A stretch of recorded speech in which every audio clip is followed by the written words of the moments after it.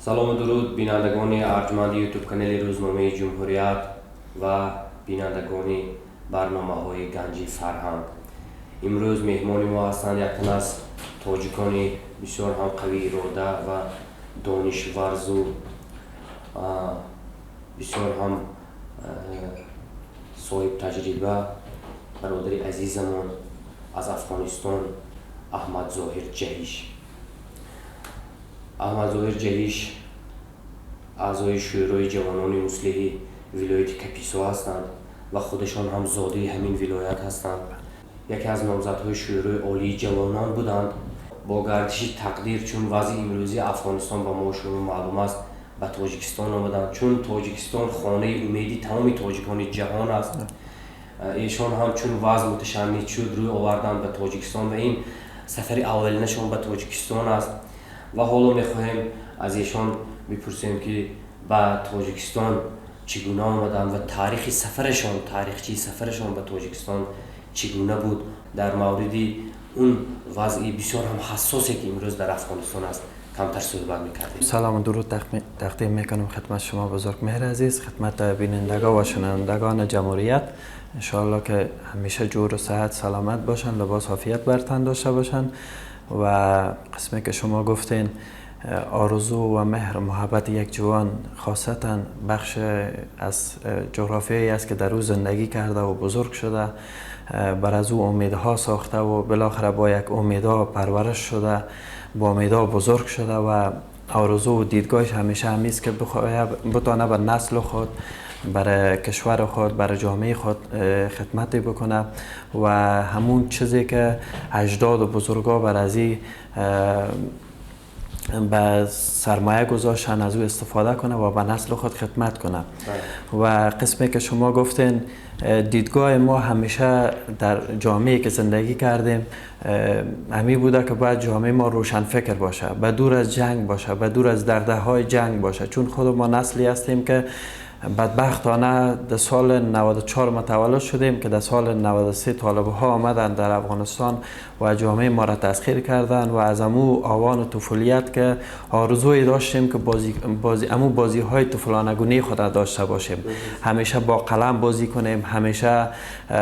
با توپ فوتبال بکنیم، همه خوابهایی که ما در دوران طفولیت داشتیم همش هدر رفت، چون آرزویی که داشتیم برای برآورده شدن همش یک خواب بود. بعدش مرحله جوانی آمد، نوجوانی هم ما پلان‌های برای زندگی داشتیم، چون در دوران طفولیت فکر میکردیم که حالا اگر نتونستیم زندگی خوبی داشته باشیم، شاید در دوران نوجوانی طالبا و بالاخره برن افغانستان ترک کنن، ما راحت و آرام شیم. اما بدبختانه در دوره نوجوانی ما باز هم انتحار و انفجار و بالاخره بدبختی هایی که برای ما را سراسیمه کرد در افغانستان به همه جا سر می زدیم، اما راه نمی یافتیم که چگونه آزادمنش با فکر آزاد، با ایدئاهای آزاد زندگی کنیم. بعدش هم دوران آوان جوانی شد که مکتب با آخر رسید، دانشگاه را شروع کردیم، آغاز کردیم دانشگاه را، اما بازم خیلی زندگی برای ما سخت میگذشت. یعنی شما باور کنید من صنف 11 مکتب بودم، در فکر ازی بودم میگفتم خدایا حالا خود زندگی ما به هدر رفت، باید نسلی که در گذشته ما برادرای خرد ماست، کسایی هستند که در آوان طفولیت زندگی میکنن، ما باید آرزوهای از او را برآورده کنیم. در از امو آوانی که نوجوانی و بالاخره جوانی که ما در دوران دانشگاه و مکتب بودیم، فکر و ایده در این زد که باید یک دانشگاه، یک مرکز آموزشی جور کنیم تا بتانیم که یک خدمت واقعی بکنیم. اما آرزوهایی که ما در طفولیت خود داشتیم، اما آرزوهایی که در نوجوانی خود داشتیم، ما باید او آرزوها را نگذاریم که اطفال ما، نوجوانای ما، برادرای کوچک ما داشته باشند. از او خاطر قد علم کردیم و آموزشگاه تأسیس کردیم تا بتانیم خدمت برای نسل خود داشته باشیم و را درست پرورش کنیم و خوشبختانه تا این قسمت موفق هم شدیم و نسلی را ما زیر پرورش گرفتیم که خیلی ایده‌ها و آرزوهای بزرگ داشتن و برای ما یک امید آرزوست که مثلا در آینده افغانستان ما بتانیم از او استفاده کنیم و او روی صحنه بیان و بالاخره یک امید آرزو را برای برنامه صلح طرح بکنن. بله. چون درباره سفرتان از تاجیکستان پرسیدم تاریخچه سفرتان چگونه است؟ حالا وضع خانواده‌تان در افغانستان چگونه است؟ اینجا حالا از وطن دوری، هجری که از وطن بار اول میچشه چگونه به سر میشود؟ بله، واقعیت این قسمت بسیار سخت و گران تمام میشه سر ما. زمانی که ما در بخش نهادهای مدنی و بخش حقوق بشر در افغانستان کار میکردم، من جمله ولایت مرکزی افغانستان، پروان، کاپیسا، پنجشیر و کابل که در اوجه همین دوران دانشگاه خود به آخر رساندیم، بنابراین فعالیت های ما که بیشتر برای حقوق اطفال کوشش میکردیم، برای حقوق زنها و بانوهای عزیز کوشش میکردیم، چون همیشه در رنج و مشقت و سختی روزگار یا زندگی کردیم و در ولایت کاپیسایی که ما فعالیت میکردیم خیلی مشکلات زیاد وجود داشت برای اطفال. مثلا پدرایشان در جنگایی که نمی طول 20 سال شهید شدن و فکر کو که از هر خانواده 5 تا 10 تا طفل بی سرنوشت باقی مانده بود. اصلا آرزوی داشتن که علم بیاموزنن، آرزوی داشتن وقتی استادشان میکردی از پیششان پرسان میکردی که داینده چی پلان داری شوی، بیچاره را اشک چشمایشان غبار میگرفت و برای ما به غصه کامل میگفتن حالا پدرم ما شهید شده، ما نمیتونیم که درس خود ادامه بدیم و به همین دلیل خیلی بر ما دردآور بود و باور که اولین باری که ما به حساب شورای جوانان به ولایت کاپیسا دعوت شدیم و در ولایت خود ما رفتیم، با ای که در اول 3 نفر بودیم، اما تمام جوانا و نوجوانایی که هم فکرهای ما بودن در ولایت کاپیسا تحصیل کرده گذشته بودن، همهشان جمع کردیم، یک اجتماع بزرگ ساختیم، اجتماعی که در حدود 500 نفر بود و هر کدام از جیب خود، از بودجه خود، چی 1 افغانی چی 10 افغانی از اینا انداخت کردیم و بالاخره کتاب و کتابچه و قلم یا خریداری کردیم و از بودجه خودم که در کابل مرکز آموزشی داشتم ماهانه تقریبا برای من در حدود 10,000 افغانی یعنی اضافه خرج میمان امور میگرفتم، قلم و کتابچه خریداری میکردم، با همون دوستا جمع میشدیم، میرفتیم دی به دی، قشلاق به قشلاق، به اولادایی که پدرایشان شهید شده بودن در جنگا و او کمک میکردیم. یعنی شما باور کنید که آرزویی که من دیدم در افغانستان، اگر تو پول بر از مو اطفال میدادی از پیش خوش نمیشدن، اما قلم میدادیم چنان خوش میشدن، چنان در سر سیمایشان محبت میآمد نسبت به ما که یک امیدواری فوق العاده بود. یعنی تصور میکردی که 1 میلیون ها افغانی را بر از یا تحفه دادی، اما ما در اصل بر از او قلم و کتابچه که تحفه میکردیم و امیدوار میشدن بر زندگیشان. امیدی به وجود میآمد که میگفتن ما در آینده یک کسی میشیم، اگر از پیششان پرسان میکردیم میگفتن ما در آینده یک کسی میشیم که نگذاریم که در صورت خودش یک طفل بود، نگذاریم که آینده افغانستان چنین شود که پدرها برند در جنگ فرزنداشان یتیم شود، اوج شهید شوند پدراشان. یعنی آرزویی که یک طفلی که فکر کنه هنوز بزرگ نشده، آرزویش این بود که میگه ما در افغانستان صلح بیاید، آرزویش این بود که میگه در افغانستان جنگ تمام شود، ما در صلح آرامی زندگی کنم. مثلا من جمله ای که ما 3 روز پیش همراه برادرزاده کم که سنن حدود 5 سال است و برادر دیگه سنن حدود 3 سال است، از پیش پرسان کردم که مسلم جان، نامش مسلم است، پرسان کردم که چی گپ در افغانستان، بازی میری، ساتیری میری، پارک میری؟ به هنجره که خیلی سخت بود برای من گفت حالا همه جای طالب گرفته، ما نمیتونیم بازی کنیم. یک طفلی که 5 سال است خیلی سخته. درست است.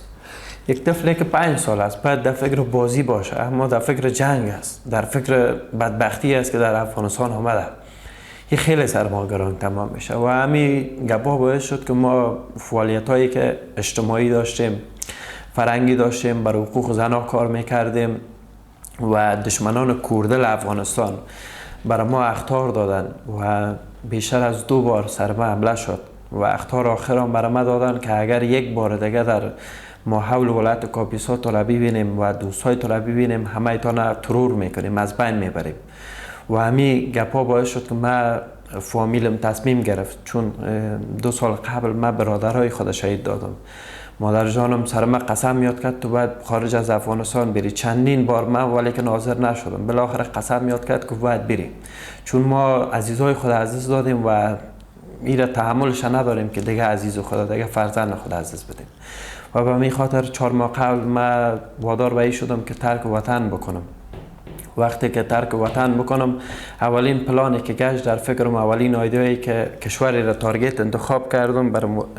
کشور دوست ما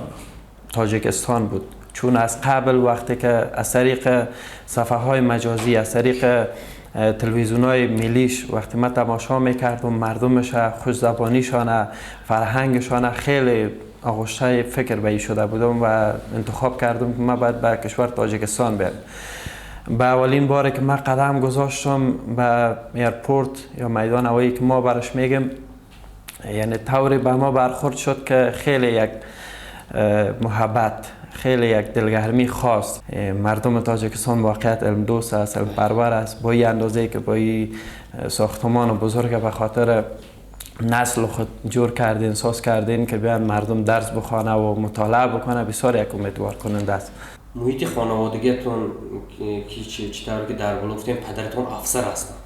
یعنی خودشون بیواسطه مرد میدان هستند. چگونه بود؟ یعنی این هویت ملی و وطن دوستی که در وجود شما است، در صحبت شما است، از پدر میراث مانده و حالا درباره پدرتون کمتر حرف میزنید. بله، من پدری دارم که یعنی خیلی افراد در ولایت ما اگر بپرسی آرزوی رقم داشتن پدرم میکنن. از آوانی که بزرگ شده بود و در حدود سنن 18 ساله بود پدرش شهید شد و فوت کرد، دنیای فانی را ودا گفت. بعد از این مسئولیت عیال خانواده را به دوش داشت که تقریبا در حدود 5 برادر داشت، 5 خواهر داشت. یعنی بسیار با خودشون برادر بزرگ خانه بود، بسیار با یک سختی زیاد بزرگ شد و همی که بزرگ شد و بالاخره زمان جنگ و مقاومت رسید، افسر اردوی ملی مراجعه کرده بود و بالاخره حربی پنتون که بخش نظامی است ایره فارغ شد و بعدش هم در از امو آوان جوانی همراه عامر صاحب کار میکرد که عامر صاحب احمد شاه مسعود شهید، احمد شاه مسعود قهرمان ملی کشور ما، ای در بخش استخبارات کدش کار میکرد. بعدش هم در زمانی رسید که ما به دنیا آمدیم، ما بزرگ شدیم، ما این مشغول و وظیفه در یکی از ولایات افغانستان به نام قندهار بود که آمریت پلان جنگ به دوش داشت که همراه شهید عبدالرحمن خان اچکزی کار میکرد یک جای و کسی بود که خیلی موفقیت های بزرگ برای اردوی ملی ما کسب کرده بود، چی در ولایت قندهار چی در فرقه 111 کابل که کار میکرد. یعنی شخصی بود دانشمند، همی که سرش به وظیفه گرم بود و همی که از نگاه شغل و کار برای وطن ما، برای قشلاق ما خیلی زیاد کار میکرد. هر باری هم که ما کتش شدیم برای ما 2 توسعه داشته که بچیم هیچ وقتی به حزب و گروه وابسته نشو. اصلا به حزبی که به هر نام که باشه، به هر نام که باشه، چی در بخش دین باشه چی در بخش سیاست باشه، هیچ وابسته نشو. من بارها سوال میکردم چرا پدر جان؟ خودش چون در حزب جمعیت اسلامی افغانستان بود میگفت همه بدبختی ها که از در حدود 40 سال ما احزابی ها به وجود آوردیم. ما کسایی هستیم که به نام تنظیم، به نام فلان و بستان آمدیم، در این قسمت مشغول شدیم، سایر قسمت ها را کوبیدیم و بالاخره همین باعث بدبختی افغانستان شد. و چیزی که واقعا من درک میکنم گپ پدر جان من، مثلا در افغانستان همین 40 سال که 47 سال جنگ وجود داره، گروه هایی که به وجود آمده، یکی آمده سر دین قیمت گذاشته که والا ما از دین دفاع میکنم، در صورتی که همه مردم افغانستان 99.6% مردم افغانستان مسلمان است، ولی که نیا آمدین سر دین قیمت ماندین، سر دین قیمت گذاشتین، به نام اسلام، به نام مسلمان ما را میکشن، شهید میسازن. یکی آمده سر زبان نام قیمت گذاشتم و همون شبی که افغانستان سقوط کرد، شما باور کنید که من شب تا صبح گریه کرده بودم. چنان گریه کرده بودم که هیچ جگاهی گفتم برای خود من حق نمیتونم که برم زیر پرچم طالبانیسم زندگی کنم و طالبی که سالهای سال برادرای من کشته، طالبی که سالهای سال به نام دین آمده مسجد مرا انتحار کرده، انفجار کرده، اصلا من سر تعظیم بر از او نخواد گذاشتم و جوانی هستم که راهی برای خود پیدا میکنیم بالاخره و پلانی که برای آینده خود داریم از راه علم و دانش افغانستان انشالله روزی خود بازسازی کردیم. وقتی که مادرتان شما را خواستن که از افغانستان بیرون روید برای بی‌خطریتان، چرا محض تاجیکستان انتخاب کردید و شما امکانیت هم داشتید که کشورهای دیگر بروید و عموما وقتی که تاجیکستان آمدید کشور ما را چگونه دریافتید؟ بله بیشک. و قسمی که انسان ها معمولا در زندگی هر نوع تجربه به سپری میکنند و من همیشه تو دیدگاه داشتم درباره کشورهای منطقه، کشورهایی که دوست و مواقع دوست هستند. مثلا جمهوری تاجیکستان اگر در نظر بگیریم، در همین چند دهه‌ای که جنگ در افغانستان وجود داشت، هر باری که سخنهای پرزیدنت جناب امام علی رحمان ما میشنیدم یک امیدی بر ما میآمد و شما باور کنید ایره بدور از اغراق غلو میگم، بدور از اینکه ما به شخصی یا به گروهی یا به کشور یک ابرازی بکنم که امیدواری کننده باشه و ما در افغانستانی میگن که باعث چاپلوسی یا موضوعات دیگه، اما بله به حساب یک موضوع غرضه. ما چیزی که در این کشور یافتم، یکی صفا و صمیمیت یافتم، یکی محبت و دلگرمی یافتم، یکی برادری و همدیگر پذیری یافتم، یکی کسی که کشوری که همیشه در قبال افغانستان هیچ غرضی نداشته و همیشه از صلح گپ زده، از صلح سخن گفته و از جنای پشتیبانی کرده که او همیشه واقعا تمام مردم افغانستان برش معلوم است که جنای خیر و صلح بوده در افغانستان. مثلا همیشه که سخنهای پرزیدنت جناب امام علی رحمان میشنیدم، درباره شهید احمد شاه مسعود سخن میگفت، درباره استاد برهان‌الدین ربانی که دو فردی هستند که به نام پرنده صلح افغانستان نهادین، در تمام دنیا یار پذیرفته و این بسیار امیدوار کننده است و ما طور تصور میکنیم که برای ما بسیار یک مکانی است که همیشه اگر بیایم در فکر آرامش هستیم، فکر ما خاطر ما همش آرام است و ما در این قسمت یک پیام بسیار بزرگ دارم به ملت تاجک و به ملت تاجیکستانی است پیامم که قدر این مرد بزرگ بدانه، قدر امام علی رحمان بدانه. 30 سال از استقلال تاجیکستان گذشته و 23-24 سال از افغانستان گذشته، اگر ایره بسنجیم موازی هستند، اما افغانستان ببینه از پرتگاه عمومی یک رو به سقوط مواجه شد. اما جمهوری تاجیکستان ما که تصور میکنم چنان آینده از پرشکوفا و بزرگ است، چنان آینده قدم هایی که پرزیدنت تاجیکستان گذاشته چنان قدم های بزرگی است که من تصور میکنم در آینده شاید یک کشور ایجا باشه که از نگاه علم، فرهنگ، تکنولوژی در سطح دنیا سخن اول بزنه. انشاءالله من رو امیدوار کننده میبینم و همیشه ایره ما برای بعضی از تاجیکایی که با هم دوست بودیم همیشه سخن اول ما می بوده قدر از این مرد بزرگ بدانه، قدر از این کسی را که در زندگی شما بهار به وجود آورده بدانه، پرزیدنتی که واقعا خیر و برکت و بالاخره یعنی سخنایش همیشه که شنیدیم یک تسکین به قلب ما بوده. یعنی درباره دین وقتی گپ میزنه بسیار با آرامش، بسیار با یک سخنایی میزنه که مشنوی قابل درک است و برای من واقعیت آرامش میده و کسی است که یک امید، یک فکر برای همه تاجیکای افغانستان است. چی اگر من ایجا آمدم تو باور کنم چندین روزهای پسین برای من دوستا تماس میگرفتن که ما میم به تاجیکستان. من از پیشان سوال میکردم چرا، میگفتن به خاطر اوجه اصلا یک گروه از انسانیت وجود داره، یک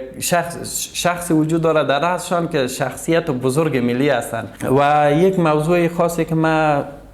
قدم گذاشتم به تاجیکستان، مردمش دیدم، فرهنگش دیدم، آبادانی که در تاجیکستان وجود داشت دیدم، قدم به قدم به پارکایی که می رفتم، دیدگاه مردم که با چه محبته، با چه دلگرمی وقتی که نام رئیس جمهور هم میگیری پرزیدنت امام علی رحمان و برای جان میگن، برش میگن ما فدا میشیم، این محبت دلگرمی را که من هر روز میدیدم برای من یک ایده، یک آیدیای به وجود آمد. من گفتم باید من یک کتاب بنویسم تحت عنوان دیدگاه مردم افغانستان درباره امام علی رحمان رئیس جمهور تاجیکستان. من باید دیدگاه های مردم خود جمع‌آوری کنم، چون با هر طبیع افغانستان که در اینجا زندگی میکرد وقتی میپرسیدم که چگونه زندگی است، امی برخورد مردم چه رقم است، بسیار با یک محبت خاص از پرزیدنت امام علی رحمان یاد میکردن و همین ایدیا و مفکوره در فکر مگشت که من باید یک کتاب تحت این عنوان بنویسم، یک کتابی که همه فکر و مفکوره مردم خود جمع آوری کنم، یک کتابی که قدرت و بزرگی و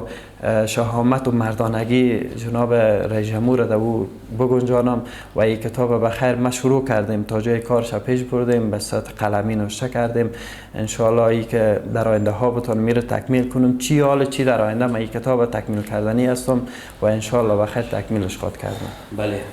احمد ظاهری جهیش یک تن هستند، یک تن از اون نسل غیور، از نسل جسوری جوانای افغانستان که اینقدر در وجودشان انرژی، اینقدر نیروی زیاد، اینقدر ملت دوستی، هویت، دانش، خرد و این تسلطی که ایشان به زبان دارند، به زبان فارسی، دری، تاجیکی دارند، این خیلی مسرت بخش است، شادی آور است، فرح بخش است. من باور دارم که آینده افغانستان درخشان است، چون این نسل حتما باری گرانی کشورش، باری گرانی ملتش میکشد و حتما این روزهای وزنی میگذرد.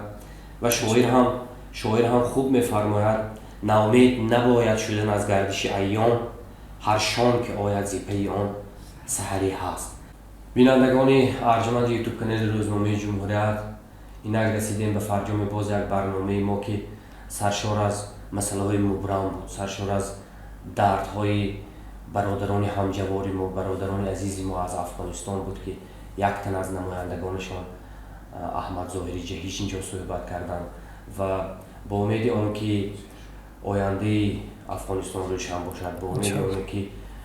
مناسبت های دوستی تاجیکستان و افغانستان که در سرگه آن سرور دولت پیشوای ملت محترم امیر رحمان هستند و همیشه دفاع از صلح میکنند، با امید اون روزهای نیک ما با احمد ظاهری جهیش بدرود میگویم. خوش آمدید. خوش باشید.